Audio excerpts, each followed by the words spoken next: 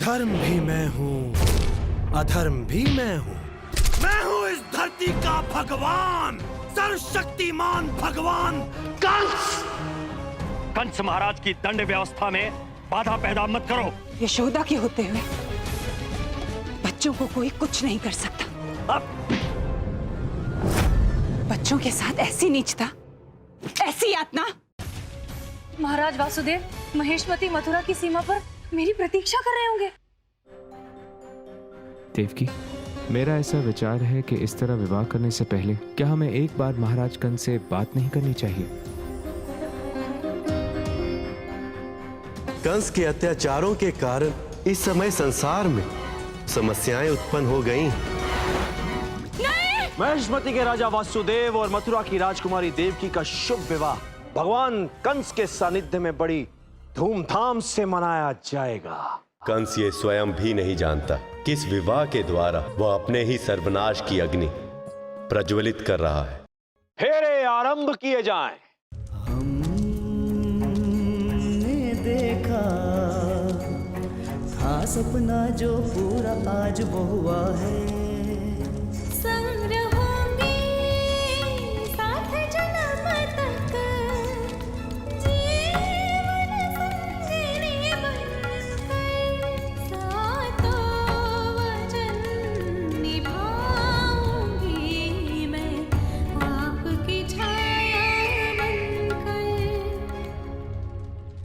महाराज कंस, हमारा विवाह कराने के लिए मैं सदा आपका ऋणी रहूंगा। अब हम आपसे अनुमति चाहते हैं। अनुमति? कैसे दे दूं अनुमति?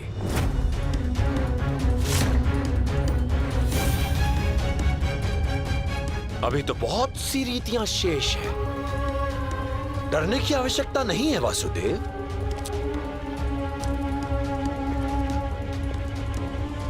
समय आने पर मैं तुम्हें डरने का अवसर अवश्य दूंगा।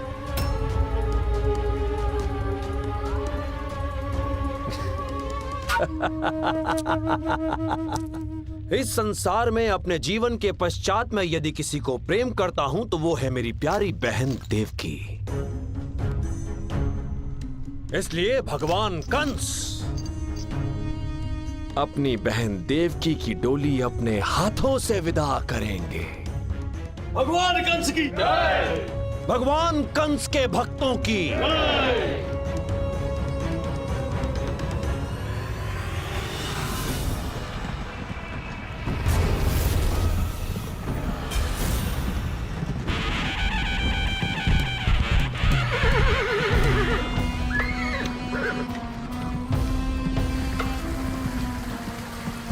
देवकी मेरी प्यारी बहना, जा, भगवान कंस का आशीर्वाद है तुझे।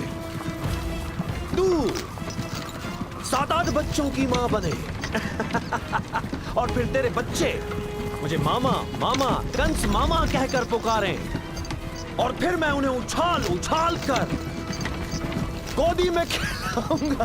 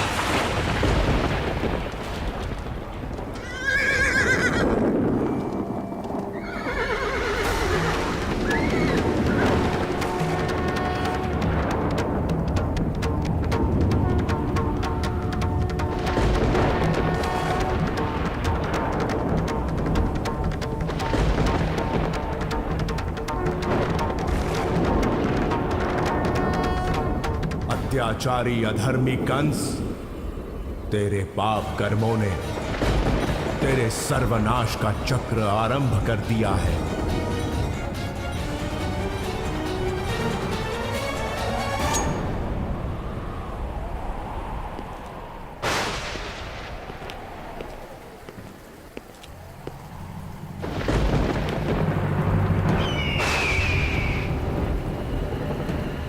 कंस, तुम्हें क्या लगा कि तुम स्वयं को भगवान घोषित करके इस जगत के सर्वशक्तिमान नारायण की सत्ता को समाप्त कर दोगे?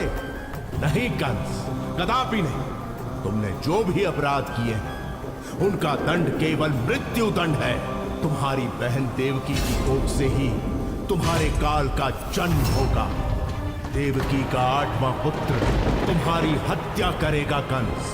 तुम्हारी हत्या करने के लिए ही वो संसार में अवतरित होने जा रहा है। प्रभु, आपको नहीं लगता कि आकाशवाणी के कारण कंस के मार्ग की सारी बाधाएं दूर हो गई? कंस को बताने की क्या आवश्यकता थी कि देवकी का 8वां पुत्र ही उसके मृत्यु का कारण होगा?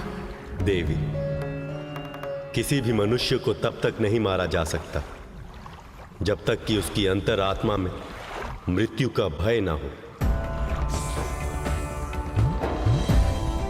कंस अब तक निडर था, किंतु आकाशवाणी सुनने के बाद उसके मन में मृत्यु का भय उत्पन्न हो गया है। इसी भय के कारण कंस अब और अधिक अधर्म करेगा, और वही अधर्म कंस के अंत का कारण बनेगा। क्या कहा? क्या कहा? क्या कहा? जिस बहन को मैं विदा करने जा रहा हूं, उसका 8वां पुत्र मेरी हत्या कर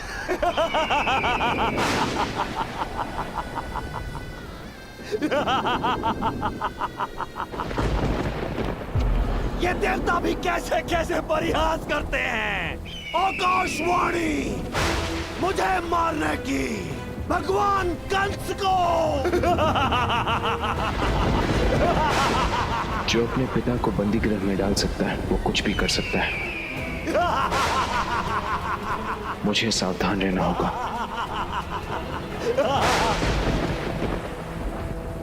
बहना, अभी अभी तो मैंने तुझे 7-8 पुत्रों की माता होने का आशीर्वाद दिया था, और ये देवता मेरे ही आशीर्वाद से मुझे डराने का प्रयास कर रहे हैं। अत्याचारी, आतताई, अधर्मी कंस, ऐसे कह देने मात्र से मैं अत्याचारी हो जाऊंगा? अपने यहां हाथों से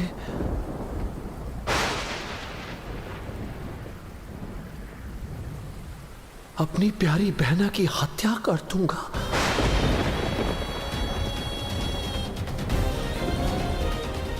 हट देवकी, तू चिंता मत कर, ये आकाशवाणी व्यर्थ है। इससे तेरे प्रति तेरे भाई के प्रेम में कोई कमी नहीं आने वाली। किंतु तूने तो मुझे भगवान कंस कहा है देवकी, और मैंने सुना है कि एक भक्त की मृत्यु यदि अपने भगवान के हाथों हो तो वो उसकी शरण में सदा सदा के लिए आ जाता है। और मैं भगवान कंस तुम्हें अपनी शरण में लेता हूं।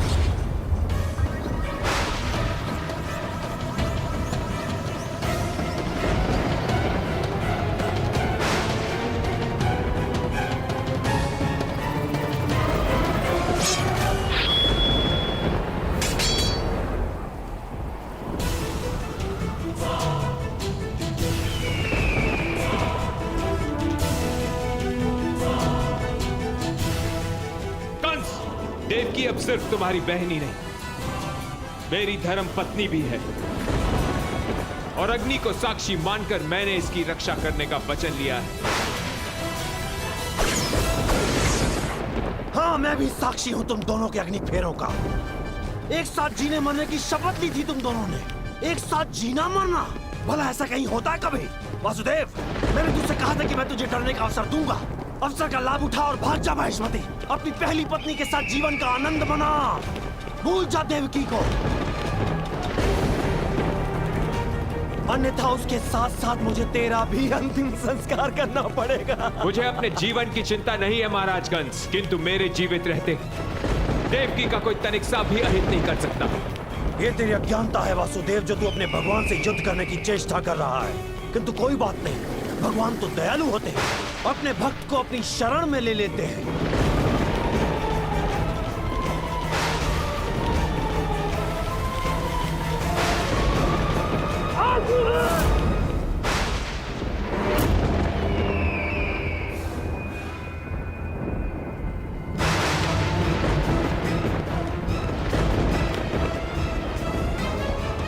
महाराज, देवकी,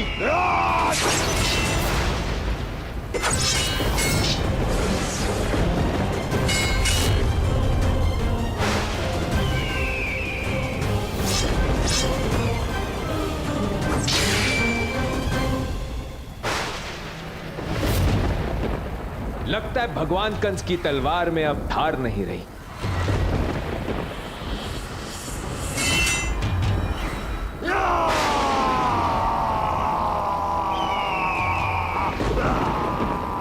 यह मनुष्य है या असुर?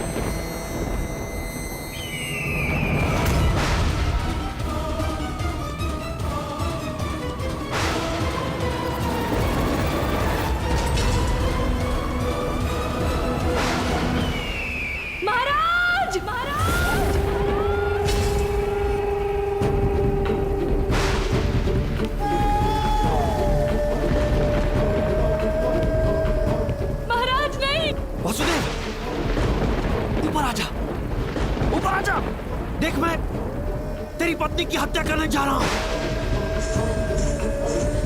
ऊपर आजा, ऊपर आजा, तुझे अग्नि की सौगंध। मुझे रोकने का दुस्साहस किया भगवान कंस को।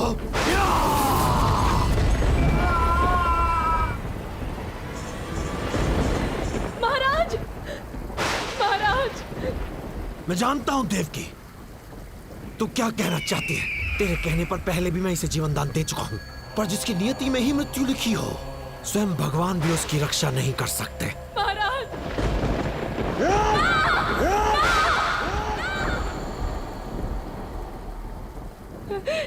नहीं, नहीं, नहीं, नहीं।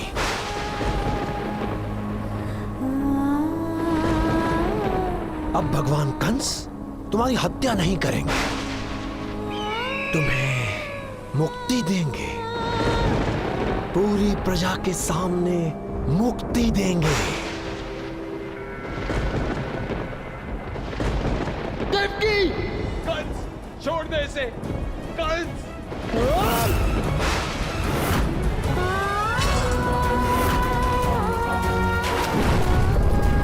क्षमा करना बहन, तुझे तेरी ससुराल तक विदा नहीं कर पाया, पर तेरी अर्थी को मैं ही विदा करूंगा, तेरी चिता तक।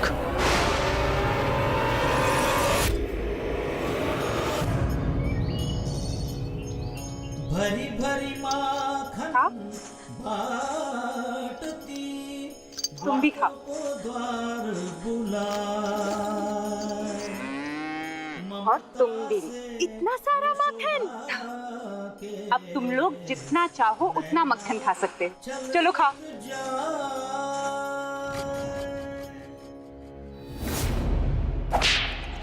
भूल गए तुम लोग? संपूर्ण ब्रजमंडल को दूध मक्खन महाराज कंस को है।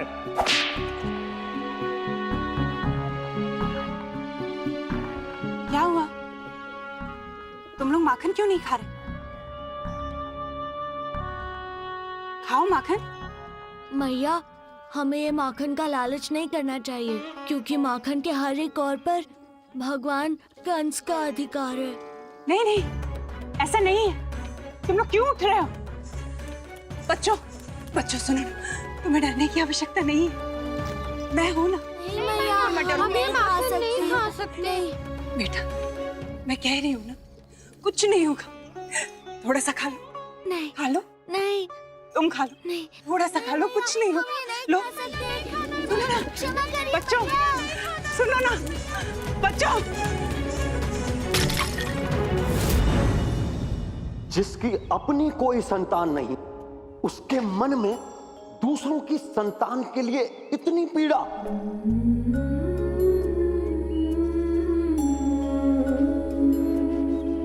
यशोदा, यशोदा,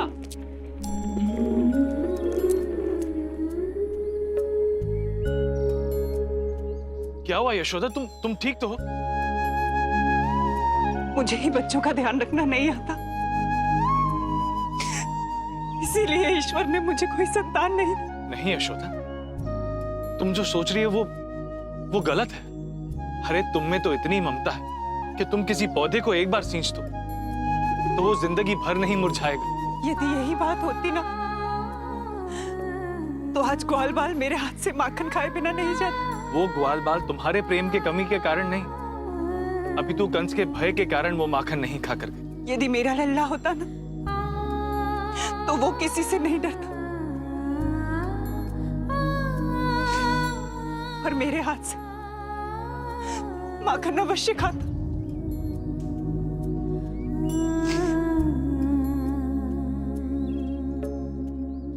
नंद बाबा, नंद बाबा, नंद बाबा, अक्रूर जी यहाँ हैं।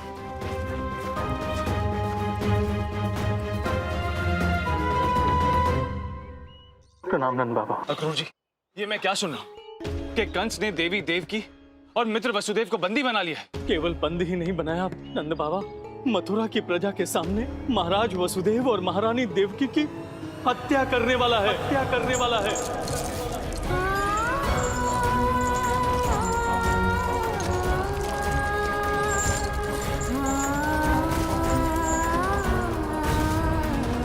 भगवान कंस की जय, भगवान कंस की जय, भगवान कंस की जय, भगवान कंस की जय, भगवान कंस की जय, भगवान कंस की जय, भगवान कंस की जय, भगवान कंस की जय, भगवान कंस की जय। मत कहो मुझे भगवान, मत कहो मुझे भगवान। वो आकाश में बैठे देवी देवता जब से मैंने उनसे भगवान होने का पद छीना है, मुझसे बदला लेना चाहते। आकाशवाणी करके उन्होंने सबसे प्यारी बहन देवकी को ही मेरा शत्रु बना दिया। अपराधी मैं नहीं हूं बहन, वो क्षीर सागर में वास करने वाला चक्रधारी विष्णु है। भगवान ने तुझे तो एक अवसर दिया है कंस, सुधरने का। यदि तू जीवित रहना चाहता है तो छोड़ दे यह धर्म का मार्ग। तू स्वयं मृत्यु की कगार पर खड़ा है और मेरे मरने की बात कर रहा। साहस, इसे साहस कहते हैं। कौन जीवित रहेगा कौन मरेगा इसका निर्णय भगवान करते हैं, मूर्ख।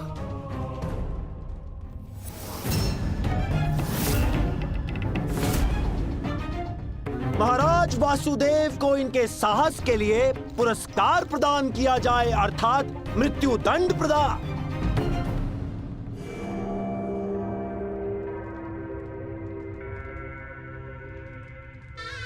मोक्ष प्रदान किया जाए, और मोक्ष के लिए भगवान को अवतार लेना पड़ता है। दास है जनता, मैं स्वामी हूँ। अजय हूँ, अभय हूँ, अजर हूँ, अमर हूँ, मृत्यु से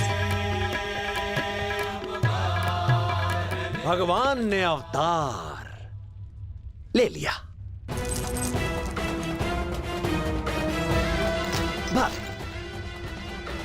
भगवान मोक्ष। भगवान कंस,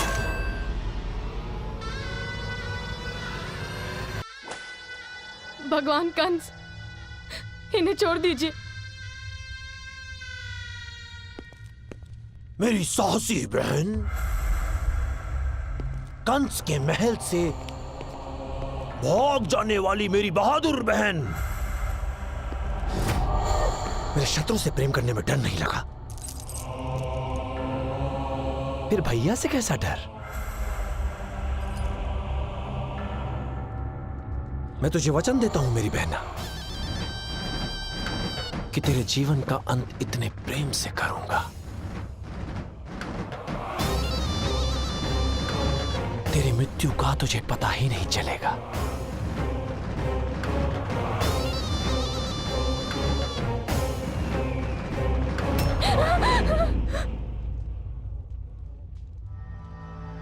डरती है पगली? भैया, आकाशवाणी के अनुसार मेरा 8वां पुत्र आपकी मृत्यु का कारण बनेगा। तो फिर महाराज वासुदेव की हत्या करके आपको क्या लाभ? छोड़ दीजिए इन्हें। तेरे पति से मेरी कोई शत्रुता नहीं है। फल तो वृक्ष पर ही उगते हैं ना, हैं? तो ना होगा वृक्ष और ना होगा फल, और ना जन्मेगा मुझे मारने वाला।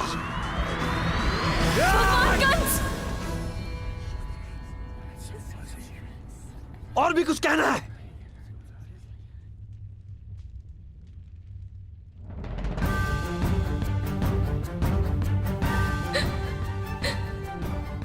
मैं वासुदेव की पत्नी देवकी धर्म, कर्म, ईश्वर, अग्नि, 10 दिशाओं और अपने पति को साक्षी मानकर ये वचन देती हूँ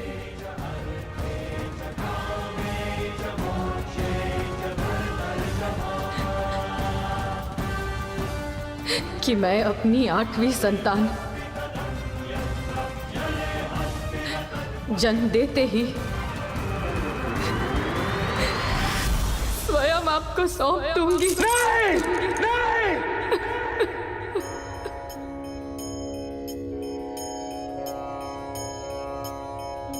बेड़ियों में बन गई मथुरा की राजकुमारी,